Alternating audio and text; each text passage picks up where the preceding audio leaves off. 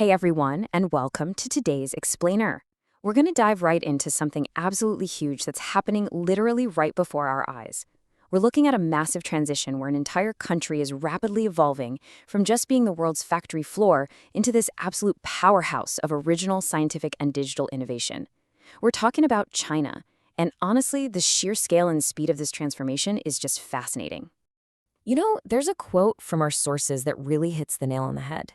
This country turned from the world's manufacturer to their own inventor.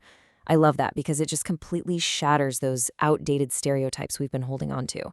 For decades, the global perception of China was strictly about mass production. But as we're about to see in the data today, a totally new era of invention is taking over. It really all boils down to this shift from made in China to created in China. We all know the old reputation, right? Made in China was all about manufacturing, copying existing designs, and just exporting them out. And we have to acknowledge that, because for a long time, it was the reality. But today, we're witnessing this incredibly rapid grassroots creator movement replacing it. Created in China is driven by original inventing, open source collaboration, and solving highly specific local niche problems. Section 1, Reclaiming Scientific Leadership. If we look at the timeline, China is seriously making up for lost time.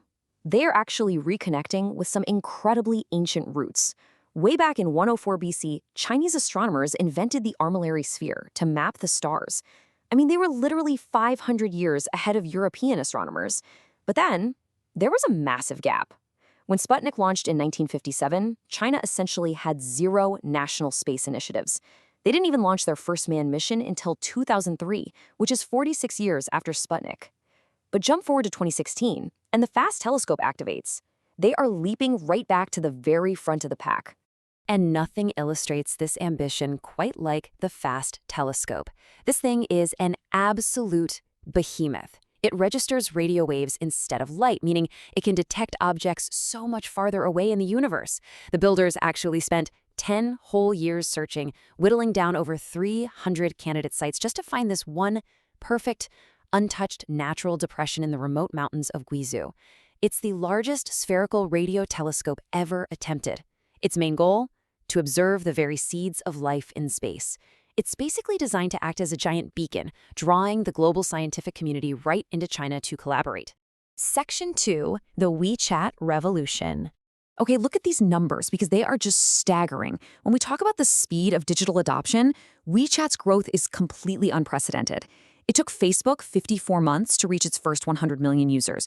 Twitter took 49 months. WeChat?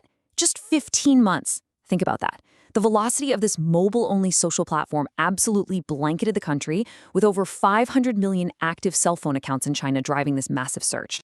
So how on earth did it catch on that fast? Well, the software brilliantly solved some very specific local hurdles. See, typing Chinese characters on a phone keyboard is notoriously laborious.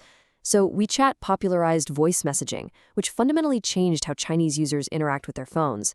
They also pushed custom visual stickers like, a surprised bunny or a naked frog into this universal, limitless language that totally transcends traditional alphabets.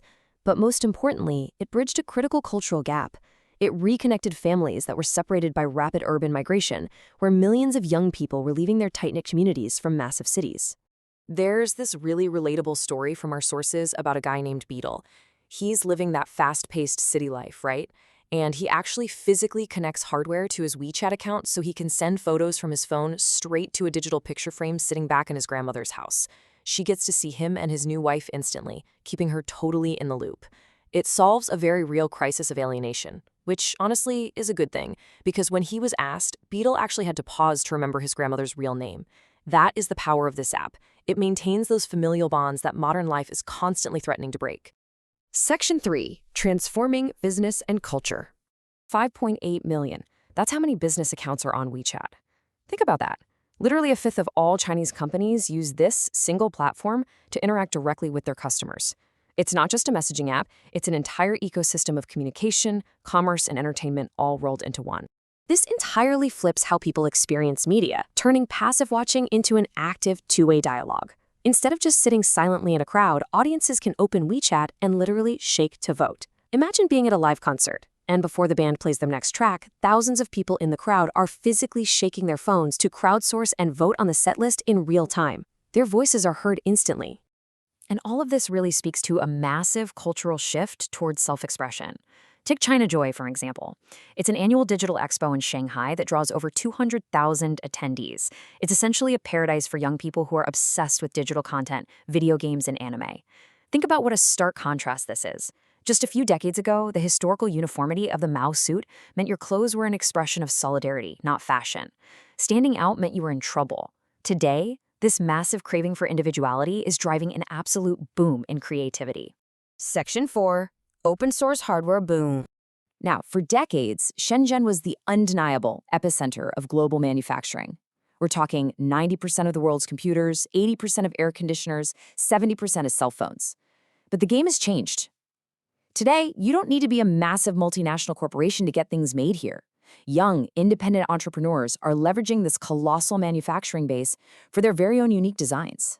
This environment has birthed what's known as the Shenzhen hacker philosophy. The formula is brilliant. First, source incredibly cheap, standard, open-source components. Second, remix and augment that existing technology. And third, target highly specific, niche local markets. Because these creators are sharing ideas openly in these local hacker spaces, they aren't starting from scratch every time. They can literally conceptualize a product, manufacture thousands of units, and take it to market in just a matter of months. To see this remixing in action, let's look at a hyper-local example. You've got innovators in Shenzhen taking tech components that were originally designed for mobile phones and remixing them into plaza dancing speakers. Why? Because middle-aged women in China have this massive cultural tradition of dancing together in public plazas in the afternoon. It's a huge, hyper-specific local market demand that Western companies would honestly never think to support. But Chinese innovators, they can build for it overnight. But here's the thing. They aren't just staying local anymore. Take Jason, for example. He's a robotics lover who built MakeBlock. It started as a DIY robotics construction platform. Think of it kind of like a highly advanced erector set that uses open source platforms. With his kit, sure, you can build a simple robot, or you can literally build a functioning 3D printer. And crucially, this is designed in China, manufactured in China, and sold in the United States and all around the world. Individual creators are pushing world-class products out to the rest of the globe. Section 5. Created in China. Now, we've all heard the stories about China's, let's say, loose interpretation of intellectual property and counterfeiting. But we really have to ask, is this shared open source model actually a faster engine for global innovation? By not being too precious about IP, a much wider community can participate, remix, and iterate. It totally removes the friction from invention. Our sources highlight a great point here. They started off as the knockoff country, now they're known for high-quality products. Honestly, this trajectory shouldn't even surprise us. It's a natural stage of economic evolution. Think about countries like Japan or Korea or even Germany way back in the day. They built a massive manufacturing infrastructure by copying, but once they got on their feet, that exact same infrastructure became a launchpad for world-changing original innovation. So, I'm going to leave you with this final provocative thought. As China fully steps into this created in China era, pivoting from simply making our products to inventing their own, how will this incredibly fast, open-source remixing mindset reshape the future of global technology? The ripple effects of this transformation are really only just beginning to be felt around the world. Thanks for hanging out with me for this explainer. I'll see you all next time.